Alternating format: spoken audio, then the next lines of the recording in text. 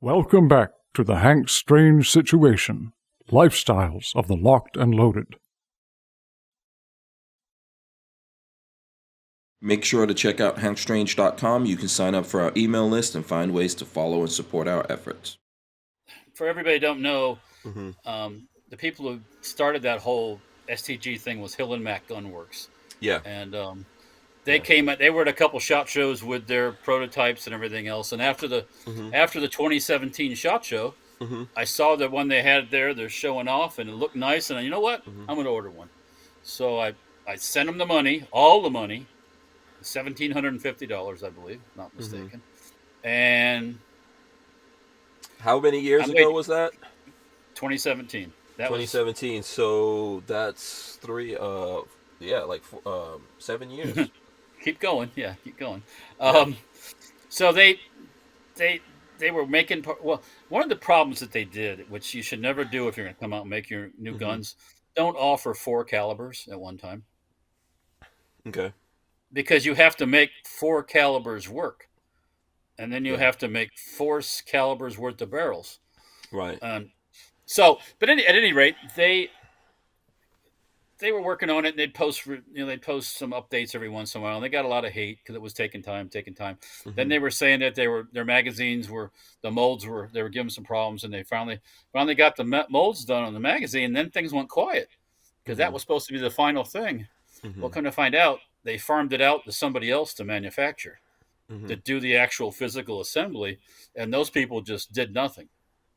And then when Hill and Mac tried to get their stuff back, their parts and their tooling and all that company wouldn't give it back. Right. So they had to go I think the Hill and Mac guys are, from my experience of meeting them several times in person, are nice guys. But if I could give advice to people, don't buy guns that don't exist. Well, I'm going to give you some advice of people who make guns. If you're going to, I took deposits from people, and everybody that I took a deposit from got their stuff. It's 50-50, but if you're going to manufacture a gun and you're going to make it, then you make it. Don't hand it off to somebody else to make. I know somebody else in the industry that recently did that also, and it went belly up because the person that thought they could do this couldn't do it because they'd never done it before. So... Yeah, I'm not knocking you. Like, I know for you, you're such a diehard gun guy, and this has happened to you several times, right? Like, when you say 50-50, you've bought some guns that took a long time to come through or never came through before or haven't come through yet. Well, one of them didn't come through, and I had to do the chargeback on was the full conceal pistol. The folding Glock. Yeah, the folding 19. Yeah, but no, it was it was the metal variation of that, right? I forgot exactly because the folding one existed, but you bought one that they didn't make yet. Well, anyways, prototype at SHOT Show. I remember that. One of the people in the business was taken off with the money, so for the bottom line. So I did a chargeback on my credit card, and I got the money back. But the Shrike, when I ordered the Shrike, I waited 9 years to get the Shrike, and that's now called the company's Fight Light. It was Ares Defense, and then they went Fight Light. Yeah, is it still technically the same company or completely different people? It's the same company. They just changed names because they had such a bad reputation, I think.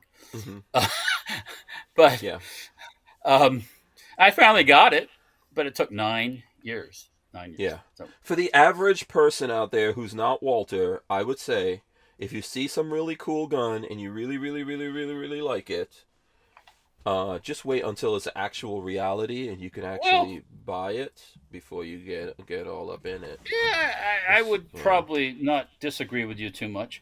It's like when a new car comes out, a brand new model, brand new. You don't necessarily want to buy the first one. No. I mean, even not with anything. Right now, the Cybertruck owners are having issues with finishing stuff on their trucks. Right. So I hear. I don't know how true it is, but maybe they scrimped on the stainless and put it in the Starship. I don't know, but anyways, that's for another story. But anyways, yeah. So just buyer beware. They're gonna now. I was so happy to see that PSA picked up the STG 44 because I know if PSA picked it up, it'll get done. Yeah, PSA is very serious about it, and they're also not going to sell you something that's not out there yet. They have the but- means to Yes. make it happen. Yeah. And if there's issues, they have the mean, because that will happen. Like, no matter how much you test stuff, there's Yeah. a whole big difference between testing stuff, in your facilities and on your And handing ranges it and all off to that. someone. Yeah, when you hand it off to people and then they start doing stuff with it, Oh, you'll find out. trust me. And a just lot of fixed times one. it's like your guys at the place know how to use things properly, and people don't necessarily. But also, they could be problems. You find out when it goes out there. Yeah, so, you don't really, But you want a like I company that's going to be able to deal with that.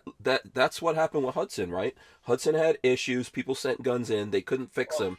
People never got guns back. So Make sure to check out hankstrange.com. You can sign up for our email list and find ways to follow and support our efforts.